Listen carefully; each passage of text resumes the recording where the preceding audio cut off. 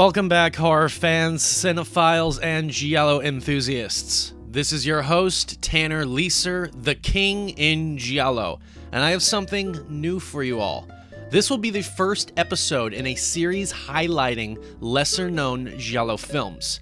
I will be chronicling these by year, beginning with 1964.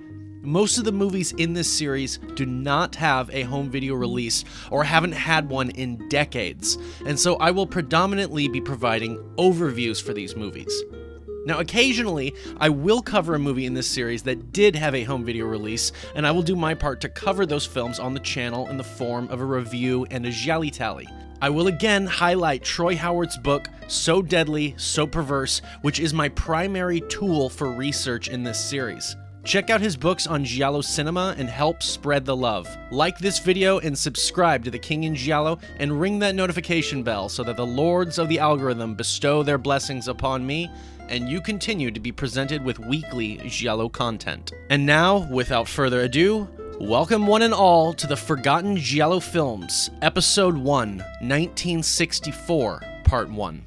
The first Giallo on this series was released in 1964 after Mario Bava's The Three Faces of Fear, and wherein he had a Giallo short entitled The Telephone.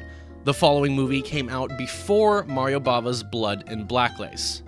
24 Ore di Terrore, or in English, 24 Hours of Terror, directed by Gastone Grandi, being billed as Tony Bighouse.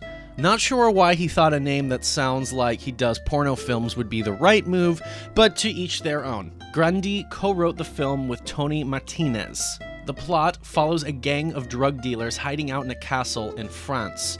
A killer eliminates one of the gangsters before he can rendezvous with his associates and assumes the dead man's identity, going to the castle in his stead. An unknown killer, one by one, starts knocking off the other gangsters. But who is it? Is it the same killer from before?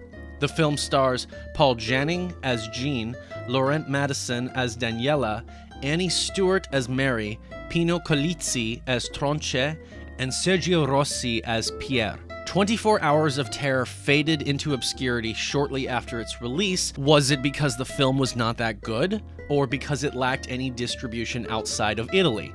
Yes, probably both. A re-release in 1968 didn't seem to help it either. I want to quote Troy Howard here because his description is pretty hilarious and I couldn't attempt to do it justice. Quote, "The film begins with an elaborate, dialogue-free stretch of action, which one could charitably label as pure cinema, but in reality it is just a shoddy prelude to an equally shoddy film.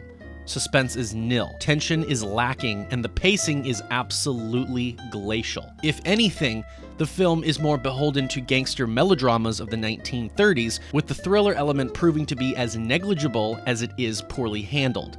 The various kill scenes are badly executed, and the characters are interchangeable in their basic lack of interest where the audience is concerned." End quote. Brutal. That scathing review is nastier than any kills in this movie, no doubt. The film apparently suffers from an identity crisis, the makers of which were unsure whether they wanted to lean in the direction of a giallo, a gothic, or a gangster film, and unfortunately they fail at all three. Howarth goes on to say the film is plagued by mediocre performances with no sign of characterization anywhere, and your chances of guessing the identity of the killer are good, granted you can stay awake. None of this is a surprise when you learn that Gastone Grandi only made a few movies in the 60s before utterly vanishing like a fart in the wind. His direction for 24 Hours of Terror could be described as somewhere between uninspired and awkward. Some shots fail to even cut together in any way that could be hinted as cohesive, and the action has less life than the static covers of Giallo pulp magazines. All these things aside, Howarth assures us, this is by no means the absolute bottom of the Giallo barrel, but it certainly is a type of scum floating on the surface of the puddle as it sloshes at the bottom. The best takeaway of this film is the director's pseudonym, Tony Bighouse. This is not a Giallo to be sought for, unless you are bored and have masochistic tendencies. On to the next film.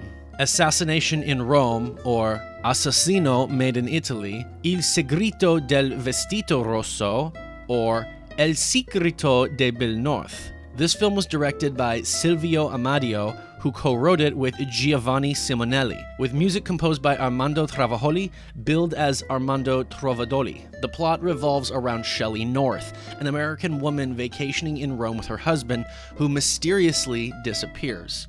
Although Shelley reports to the authorities that he is missing, they figure he simply must have run off.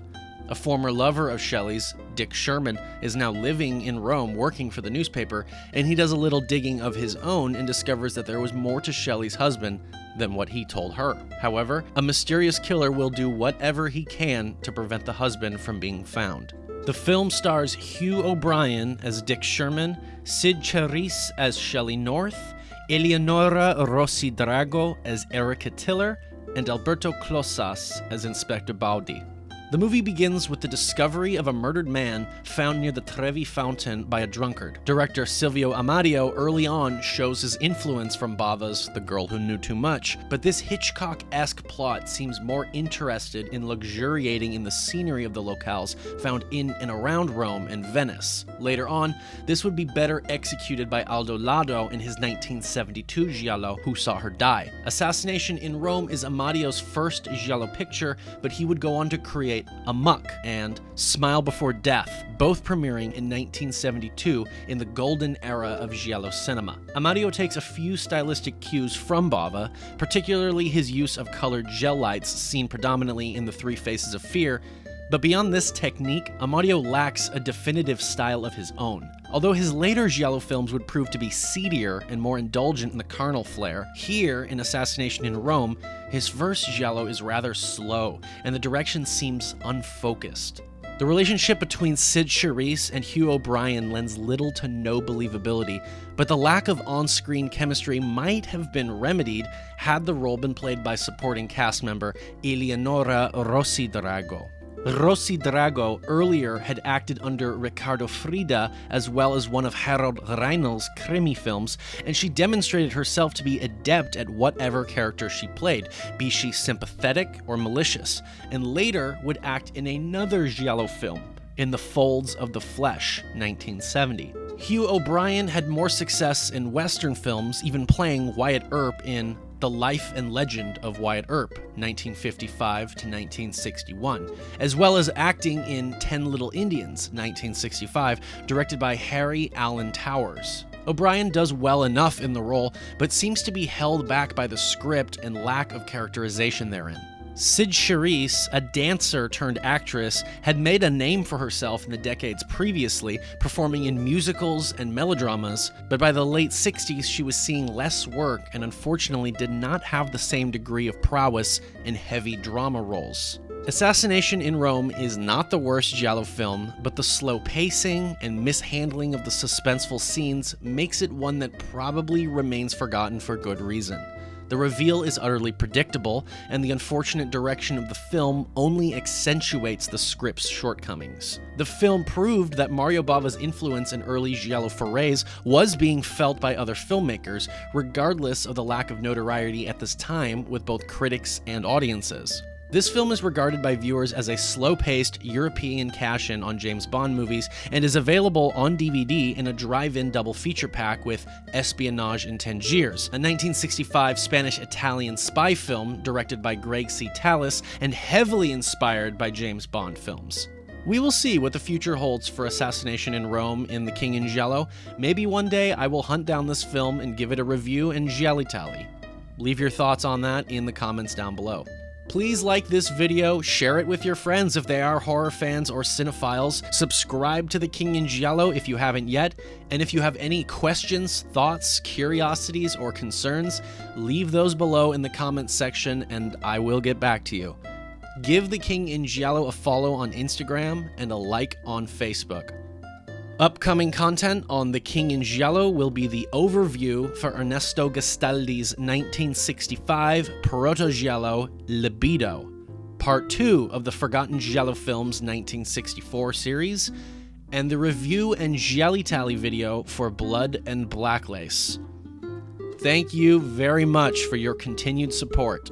This is Tanner Leeser for The King in Giallo, and if nothing else, I'll see you next time.